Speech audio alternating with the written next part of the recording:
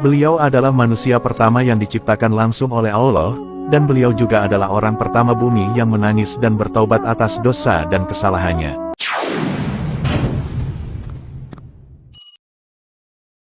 Kisah menyedihkan detik-detik wafatnya Nabi Adam alaihissalam. Sebelum Nabi Adam wafat, beliau sudah mengalami sakit-sakitan di usia senjanya. Siang dan malam beliau juga banyak memberikan wasiat kepada anak-anaknya, dan mengajarkan banyak hal tentang bagaimana cara beribadah kepada Allah Subhanahu wa Ta'ala. Nabi Adam alaihissalam juga berwasiat bahwa nantinya akan ada sebuah bencana hebat, yaitu terjadinya banjir bandang yang sangat besar. Duka menyedihkan menyelimuti istri dan anak cucu Nabi Adam ketika datangnya detik-detik wafatnya Bapa umat manusia itu. Betapa sedih keluarga Nabi Adam ketika harus kehilangan seorang sosok yang soleh, seorang Nabi yang tak henti-hentinya ratusan tahun menangisi dosa-dosanya walaupun hanya sebab satu kesalahan saja. Nabi Adam alaihissalam adalah seorang Nabi yang diutus Allah kepada anak cucunya untuk menyampaikan ajaran-ajaran dari Allah Subhanahu wa Ta'ala. Beliau adalah manusia pertama yang diciptakan langsung oleh Allah, dan beliau juga adalah orang pertama bumi yang menangis dan bertaubat atas dosa dan kesalahannya. Beliau adalah manusia pertama yang diciptakan langsung oleh Allah, dan beliau juga adalah orang pertama bumi yang menangis dan bertaubat atas dosa dan kesalahannya.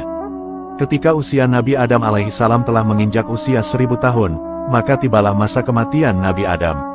Allah Subhanahu wa Ta'ala kemudian mengutus malaikat maut untuk mencabut nyawa Nabi Adam alaihissalam. Dahulu sebelum wafat, Nabi Adam alaihissalam sempat berpesan dan berwasiat kepada anak-anaknya. "Wahai anak-anakku, sesungguhnya aku ingin sekali buah surga." Atas permintaan itu, maka anak-anak Nabi Adam memenuhi permintaan itu, kemudian pergilah mereka untuk mencari buah surga yang diinginkan sang ayah. Mereka berangkat dengan membawa beberapa peralatan yang nantinya dibutuhkan untuk memetik buah itu, diantaranya adalah kapak, sekop, dan membawa keranjang. Mereka lalu mencari-cari di mana lokasi buah surga itu. Namun tidak disangka, saat berada dalam perjalanan, mereka tiba-tiba berpapasan dengan para malaikat. Malaikat itu membawa lembaran kain kafan dan kamper dari surga yang nantinya itu semua akan diberikan kepada Nabi Adam alaihissalam. Para malaikat pun lalu bertanya kepada anak-anak Nabi Adam alaihissalam, "Wahai anak-anak Adam, mau mencari apa kalian? Atau apa mau kalian, dan mau kemana kalian?" Anak-anak Nabi Adam menjawab, "Ayah kami sedang sakit dan menginginkan buah-buahan surga."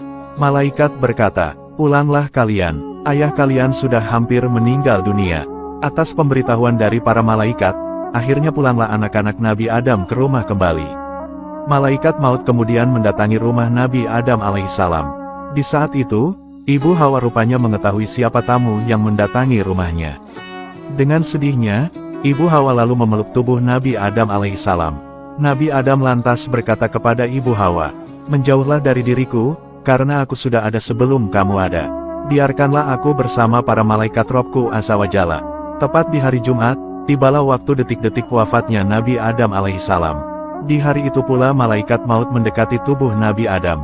Malaikat maut lantas mencabut nyawa Nabi Adam alaihissalam dari dalam tubuhnya. Dengan begitu, wafatlah Nabi Adam alaihissalam, wafatlah seorang Nabi mulia yang selama hidupnya dipenuhi tetesan air mata taubat atas kesalahannya. Hari itu adalah hari kesedihan dan derayan air mata yang sangat mendalam di benak anak cucu Nabi Adam alaihissalam. Di hari itu, para malaikat hadir mengucapkan salam takziah kepada putra Nabi Adam yaitu Nabi Syits alaihissalam yang sekaligus putra yang mendapat wasiat dari Nabi Adam. Tidak hanya itu, peristiwa alam juga bermunculan mengiringi kesedihan atas wafatnya Nabi Adam alaihissalam. Fenomena di atas langit nampak terlihat mengeluarkan kejadian-kejadian aneh yang sangat tak biasa. Matahari yang biasa bersinar terang, di siang hari, berubah menjadi gerhana matahari selama 7 hari 7 malam. Tidak hanya itu, gerhana tidak hanya terjadi pada matahari, tetapi terjadi juga pada bulan. Bulan juga mengalami gerhana di malam hari selama sejak meninggalnya Nabi Adam hingga selama 7 hari 7 malam. Setelah nyawa Nabi Adam alaihissalam dicabut, para malaikat kemudian memandikan jenazah Nabi Adam. Kemudian, jasad Nabi Adam diletakkan di atas kain kafan untuk dikafani dan diberikan kamper. Setelah itu, para malaikat lalu mensolati jenazah Nabi Adam dengan bertakbir sebanyak 4 kali. Begitu istimewaannya jenazah Nabi Adam sehingga mendapat pelayanan dari para malaikat. Nabi Adam alaihissalam adalah manusia pertama yang dimandikan, dikafani, diberi kamper, dan disolatkan oleh para malaikat secara istimewa. Para malaikat kemudian juga menggalikan sebuah liang lahat untuk menguburkan jasad Nabi Adam alaihissalam. Setelah liang lahat jadi, barulah kemudian jasad Nabi Adam dimakamkan dan menimbunnya dengan tanah. Para malaikat kemudian berkata kepada anak-anak Nabi Adam, "Wahai anak-anak Adam, inilah syariat kalian." Begitulah prosesi tata cara pemakaman yang dilakukan para malaikat terhadap jasad Nabi Adam alaihissalam. Menurut hadis riwayat Ibnu Asakir menjelaskan, bahwa ketika Nabi Adam alaihissalam wafat, maka menangislah seluruh makhluk selama 7 hari lamanya. Setelah wafatnya Nabi Adam alaihissalam, tugas-tugas kenabian kemudian diteruskan kepada putranya yang bernama Nabi Syits alaihissalam. Nabi Syits adalah seorang nabi yang mungkin jarang terdengar karena tidak masuk dalam daftar nama 25 nabi yang wajib diketahui. Kenabian Nabi Syits juga diriwayatkan oleh Ibnu Hibban dalam kitabnya yang Sahih.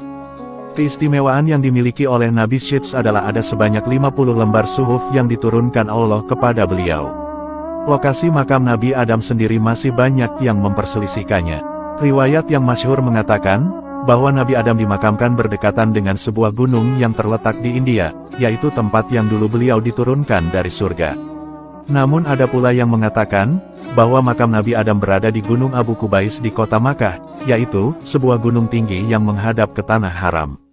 Namun Ibnu Jarir berpendapat, bahwa saat terjadi banjir bandang di masa Nabi Nuh alaihissalam, jasad Nabi Adam dan Hawa dipindahkan ke dalam peti yang kemudian dimakamkan kembali di daerah Baitul Maqdis Palestina. Wallahu a'lamu bishawab.